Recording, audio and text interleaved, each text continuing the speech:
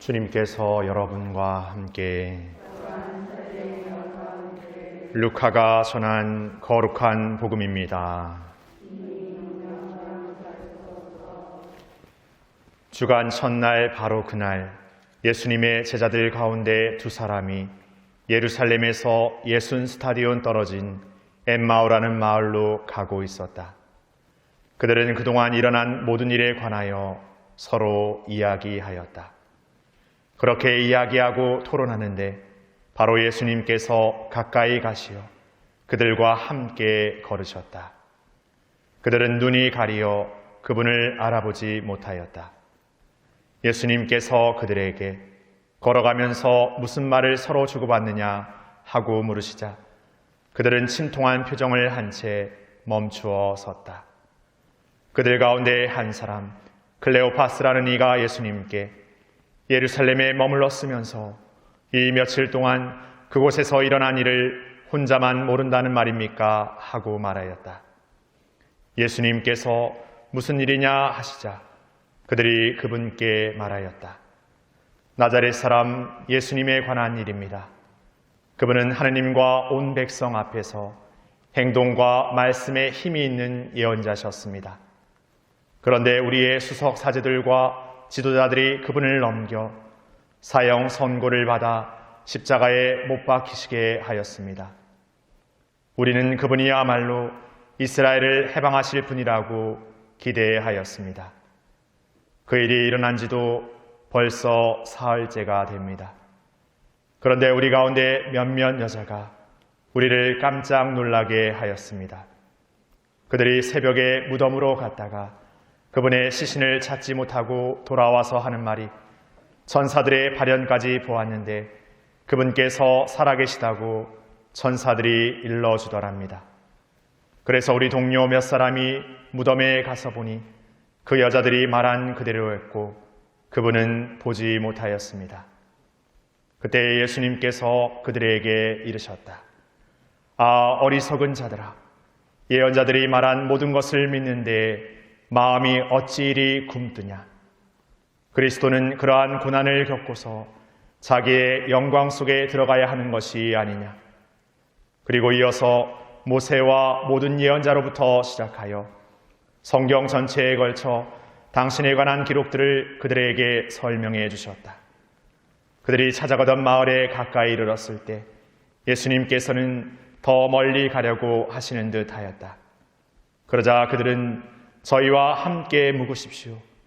저녁때가 되어가고 날도 이미 저물었습니다 하며 그분을 붙들었다. 그래서 예수님께서는 그들과 함께 묵으시려고 그 집에 들어가셨다. 그들과 함께 식탁에 앉으셨을 때 예수님께서는 빵을 들고 찬미를 드리신 다음 그것을 떼어 그들에게 나누어 주셨다. 그러자 그들의 눈이 열려 예수님을 알아보았다. 그러나 그분께서는 그들에게서 사라지셨다. 그들은 서로 말하였다. 길에서 우리에게 말씀하실 때나 성경을 풀이해 주실 때 속에서 우리 마음이 타오르지 않았던가. 그들이 곧바로 일어나 예루살렘으로 돌아가 보니 11 제자와 동료들이 모여 정녕 주님께서 되살아나시어 시몬에게 나타나셨다 하고 말하고 있었다.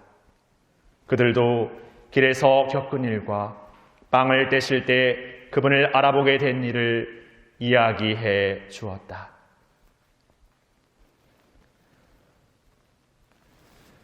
주님의 말씀입니다.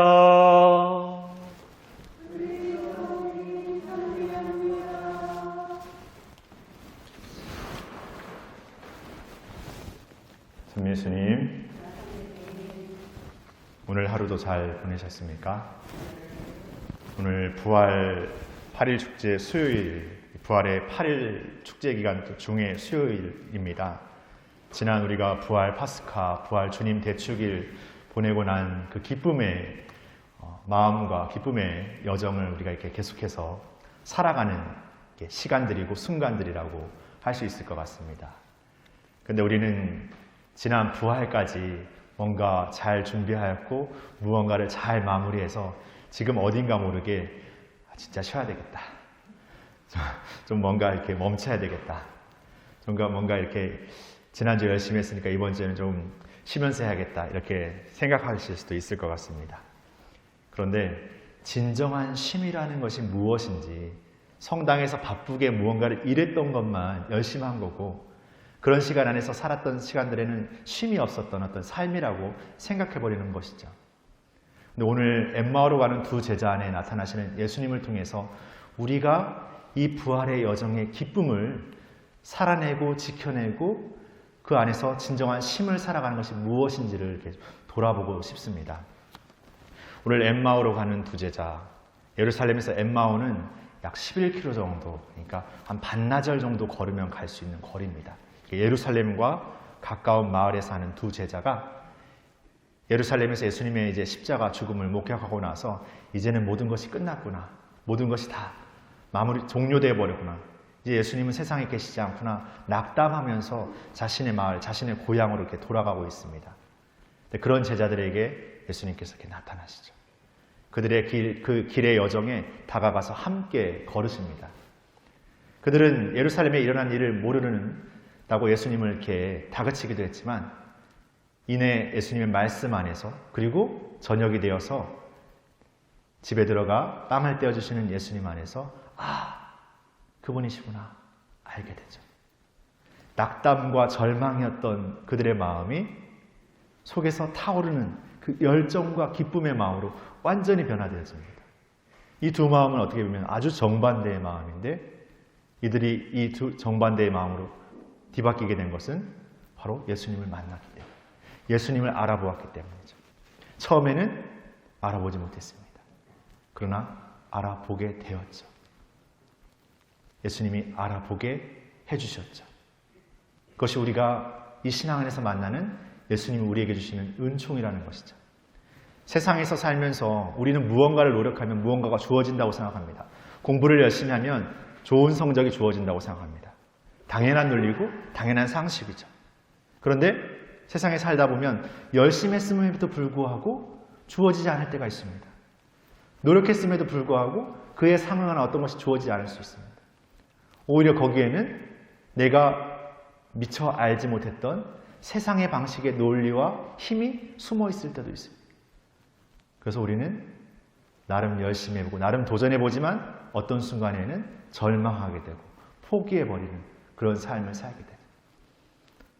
더 나아가게 되면 내 삶의 어떤 모든 것에 대해서 아주 쉽게 그냥 평가해버리고 단정지어버리는 그런 삶을 살고입니다. 어쩌면 예수님의 십자가 사건을 경험했던 제자들 역시도 이제는 끝이 났구나, 이제는 돌이킬 수 없고 아무것도 할 수 없고 그저 그냥 내 고향으로 돌아가서 이전에 살던 삶에서 그냥 살아야겠다, 이전에 하던 일이나 해야겠다, 그런 마음의 제자들, 그런 마음의 우리가 있죠. 근데 그들이 그런 마음의 모든 것들을 완전 송두리째 뒤바꾸는 그 일은 바로 예수님을 만나게 되면서 예수님을 찾아갔던 것이 아니라 예수님이 오시는 것이죠. 그러니까 우리는 우리의 삶에서 예수님의 끊임없이 오신, 끊임없이 우리를 찾으신다는 것을 우리가 잊어서는 안 됩니다. 달리 표현해 보자면 하느님의 충실함, 예수님의 충실함, 그분은 어떤 순간에도 어떠한 때에도 우리를 놓치지 않고 끊임없이 우리에게 오신다는 거죠. 우리가 부활의 기쁨을 잃어버리게 되는 것은 그냥 어느 순간에 기뻤던 삶에 그냥 자족하고 그냥 나만의 삶, 우리만의 삶으로 다시 돌아가 버리기 때문에 그렇습니다. 우리 신앙의 삶은 부활 대축의 하루 그 기쁘자고 나머지 순간을 뭔가 막 애쓰고 노력하고 힘들면서도 그냥 해야 되니까 이렇게 하는 삶의 시간들이 아니라는 것이죠. 내 삶의 어떤 순간에도 우리와 함께 계신 예수님, 우리를 찾으시는 예수님, 우리의 어떤 노력과 우리의 어떤 무엇에서 찾으시는 예수님이 아니라 끊임없이 우리를 찾아오시는 예수님, 그리고 당신을 알려주시는, 깨닫게 하시는 예수님, 새롭게 죽음, 우리의 한계인 인간의 죽음, 그 한계 절망을 넘어서 오시는 예수님, 그분을 매일 만나요. 매일 체험해요. 그런 삶을 우리가 잃어버리지 않을 때 이 기쁨이 세상에 도저히 우리에게 줄 수 없는, 세상에 무엇으로 대체할 수 없는 기쁨이라는 것을 깨닫게 되는 것이죠. 이 기쁨을 깨닫게 되는 제자들의 모습은 어떻습니까? 오늘 제1독서에서 베드로가 이제는 당당히 회당에 들어가서 선포하죠. 그리고 아픈 이들을 고쳐줍니다. 누구의 이름으로 고쳐줍니까? 예수님의 이름으로. 그분에 대한 믿음으로, 그분에 대한 전적인 신뢰로서 당당해지고 용기를 갖게 되고, 그리고 그를 통해서 예수님께서 주시는 것이죠. 바로 우리의 삶에서 우리가 우리의 자격과 능력이 아니라 바로 그분께 대한 온전한 믿음 안에서 주시는 것입니다. 그렇게 살아가라고, 기쁘게 살아가라고, 세상의 어떤 조건과 세상의 어떤 판단과 시선에 굴하지 않고 기쁘게 살아가라고. 그렇게 불륜받은 우리라는 존재, 이 귀한 존재, 그것을 잊지 않게 해서 오늘 우리는 그분을 만납니다. 그분이 우리 안에 있음을 생각합니다. 그리고 그분과 함께 오늘 살아갈 것을 다짐합니다. 그것이 우리가 그분을 찾기 전에 이미 그분이 우리를 찾으셨고 우리와 함께 하신다는 것을 우리가 이제 깨닫기 때문입니다. 이것이 부활인 것이죠. 바로 우리의 삶이 진정한 생명, 그 기쁨에 살아있는 그 부활의 삶을 그분과의 동행 안에서 그분을 만나게 되면서 시작하게 되고 살아갈 수 있다는 것. 그것이 이 신앙이 주는 이를 형언할 수 없는 가장 큰 기쁨인 것이죠. 그 기쁨을 살아가십시오. 그 기쁨을 매일 부활하신 예수님을 만나면서 다시 시작하시고 그분께 그러한 은총을 매일 청하십시오. 그러한 삶 안에서 여러분들이 예수님의 은총 안에서 누리게 되는 그 기쁨을 담대히 또 선포하십시오. 그것을 나누고 또 섬기고 살아가는 삶으로 여러분들의 시간을 그 기쁨으로 다시 채워넣는 이 부활 8부 축제의 여정이 되셨으면 좋겠습니다. 잠시 묵상하시겠습니다.